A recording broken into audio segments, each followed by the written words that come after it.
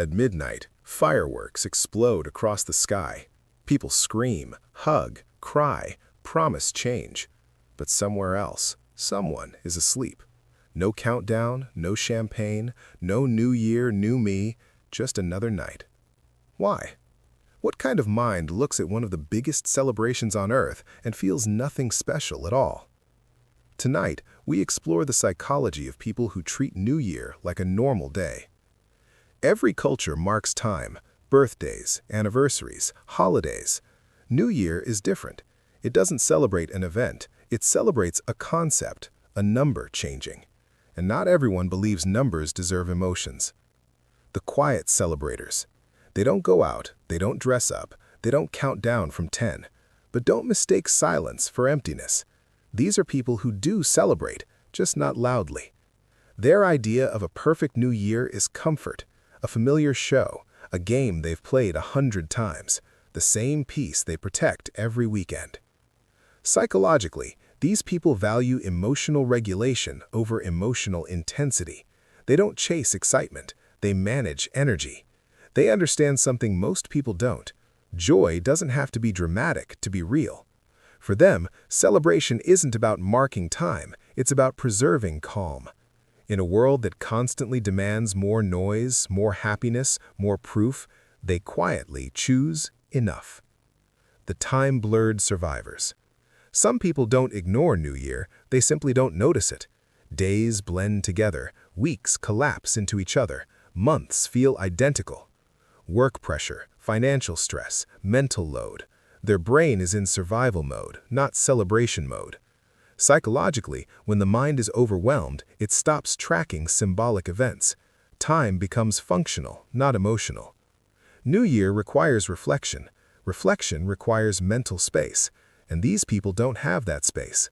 They're not ungrateful, they're exhausted.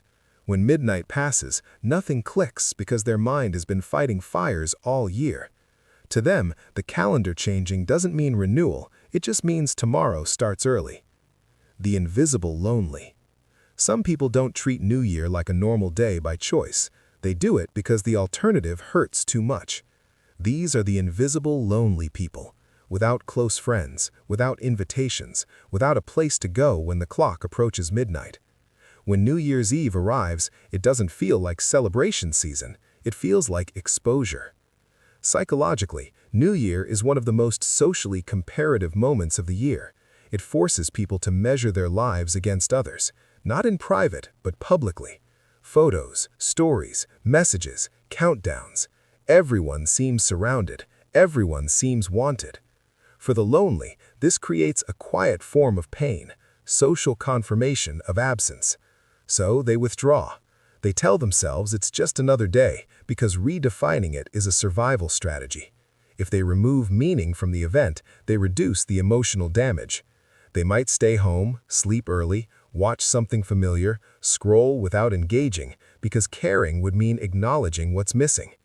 Deep down, many of them aren't rejecting celebration, they're protecting themselves from disappointment.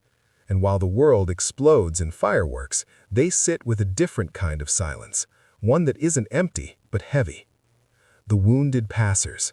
For some people, the year didn't end, it damaged them. Loss of a job, loss of stability, loss of someone they loved, or loss of who they used to be. When a year is filled with pain, celebrating its end feels wrong, almost disrespectful to what was endured. Psychologically, celebration requires emotional safety. It assumes the past can be framed positively as something overcome, learned from, or completed. But for the wounded passers, the pain hasn't settled yet. So they don't celebrate, not because they're ungrateful, not because they're bitter, but because healing doesn't obey dates. Treating New Year like a normal day is their way of staying honest. No fake optimism, no forced hope, just continuation. They're not rejecting the future, they're walking toward it carefully. Sometimes survival looks quiet. Sometimes strength looks like simply moving forward without applause. The introverted observers. Introverts are often misunderstood during moments like New Year. People assume they're antisocial, cold, detached. But psychologically, introversion isn't about disliking people, it's about how stimulation is processed. New Year is a sensory overload: loud music, crowded rooms, forced enthusiasm, emotional performance. For an introverted nervous system, this isn't joy, it's exhaustion waiting to happen. Introverted observers don't need the calendar to tell them when to reflect. They're already reflecting constantly. They analyze their year quietly, internally, without announcing it. Celebrating publicly feels unnecessary, even artificial. So they treat New Year like a normal day, not out of rebellion, but alignment. Their inner world doesn't shift dramatically at midnight, so their behavior doesn't either. They might still acknowledge the moment, but privately. A thought, a note, a silent realization. While others reset loudly, introverts evolve subtly. Their growth doesn't look like fireworks, it looks like clarity. So now, the question returns quietly. Which one were you? The one who protects calm instead of chasing excitement? The one whose days blurred together under pressure? The one who stayed home because being seen felt heavier than being alone? The one who watched the noise from a distance, not out of coldness, but clarity? Or the one who carried wounds that time hasn't finished touching yet? If one of these felt uncomfortably familiar, say it. Tell me in the comments. It doesn't need fixing. Understanding always begins with naming. I'm curious. Now, zoom out. On one side of the night, crowds, countdowns, raised glasses, voices merging into one shared second. On the other, quiet rooms, dim lights, familiar routines, untouched clocks. Both exist at the same time. Both are human. The ones who celebrate aren't shallow. They aren't fake. They're responding to hope, to ritual, to the need for collective meaning. For some people, celebration is survival. For others, it's fuel. But for the ones who treat New Year like a normal day, it's something else entirely. It's not emptiness, it's not bitterness, and it's definitely not sickness. It's a different relationship with time. They don't believe a year can cleanse itself just because a number changes. They don't trust resets that arrive without effort. They don't outsource meaning to calendars. And maybe that's uncomfortable because it quietly challenges the idea that everyone should feel the same thing at the same moment. Life isn't fair with timing. Some people end the year healed, others end it barely standing. Some have something to toast, others are still carrying what the year took from them. So when society demands joy on command, choosing neutrality can be an act of honesty.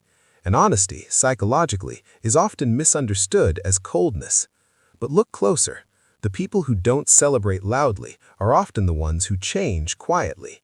They don't announce growth. They don't dramatize reflection. They don't perform hope. They live it, slowly, privately, inconsistently, like real humans do. Fireworks fade in minutes. Habits don't. And here's the contradiction. Sometimes the healthiest response to a moment everyone calls special is to treat it as ordinary, because you don't need permission to keep going. So maybe the real question isn't whether you celebrate New Year or ignore it. Maybe it's this. Do you need noise to feel alive, or do you trust the quiet enough to grow inside it? Tell me what you think, because somewhere between the fireworks and the silence is where most of us actually live. If this made you think different, hit subscribe. We go deeper every day. Don't forget to like the video. It helps more people find messages like this. And if you want to connect with people who think like you, join our Discord community. The link's in the description. Reverse Hub isn't just a channel, it's a mindset.